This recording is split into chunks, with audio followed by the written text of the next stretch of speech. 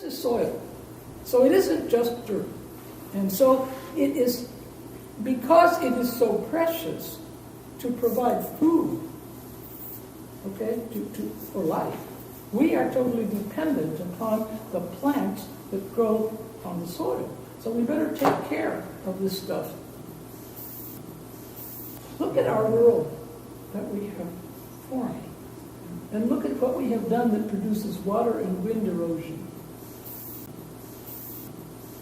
In the first place, they want safer food. And now they find out they've got all these chemicals and stuff into our food. I don't want that for my children. I want, well, the most important thing every single one of us can do, folks, is go into your backyard, which you are now mowing, and make a garden. And in your kitchen, make a compost bucket into which you put absolutely everything except meat. And all this green stuff is absolutely dependent on having water. Why do we have this cycle? Because all of these plants are constantly giving out water. It's called transpiration. They are breathing out not only air but water, okay? And the water is going up there and forming clouds, and then the clouds, bless their souls, are raining on us. 1.1 billion people don't have access to drinking water. So if we want to start thinking about peace on this planet in any way, water is absolutely essential for life. The way God made it, or is making it, is cyclic, not linear. And that's our big design flaw. And the entire industrial world is based on that flaw. So guess what we need to do? We need to become cyclic. And we can do that if we want to. Wind is one of the most important things that we should be dealing with in terms of transformation from fossil fuels. Because you can run your cattle, you can grow corn, you can continue using this land and at the same time generate electric power. Climate change is the most severe problem we face today. It is more serious than the threat of terrorism.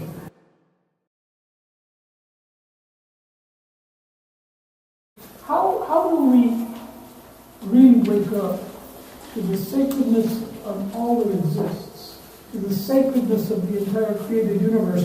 What would this world be like if people had the concept that everything is sacred? We are, in a way never before, being invited by the great Creator to be co-creators of a sustainable future, so that humanity can continue to be on the planet. Everything is connected to everything else. That's the whole science of ecology in one sentence.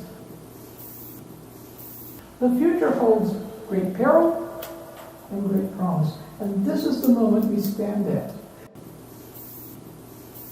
Creation is something that's going on, and in which we are actors and actresses along with all of the other creatures. So it's a story, it's a drama. Not just a story like in a book, but a drama being acted out. We have been operating as if it was all made for us.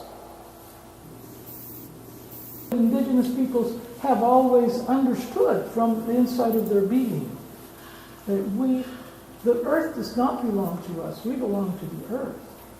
There was a divine spark within them that they recognized, and it was like a sensor, like an antenna that could feel the divine energy within which they live.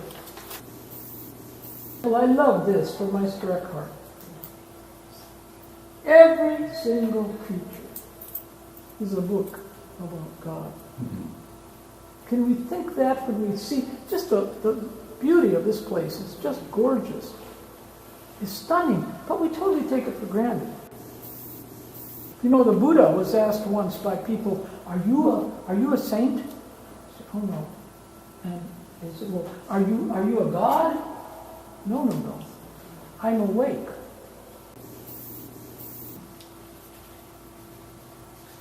I think Our vision of the whole earth from space is really an amazing God-given gift to guide us in the next steps that humanity must take. The reality of times in which we live can help us to realize that God is inviting us to be concelebrants of this grand liturgy that is occurring. Perhaps heaven will not be way out there someplace, but right here on a planet transformed. Like the astronauts then, we are called to see our home in a whole new way. We can see and taste, assuming that you're seeing with this broadened perspective, we can see and taste the whole universe in a piece of bread. So our moment of history is calling us to an integrative, contemplative spirituality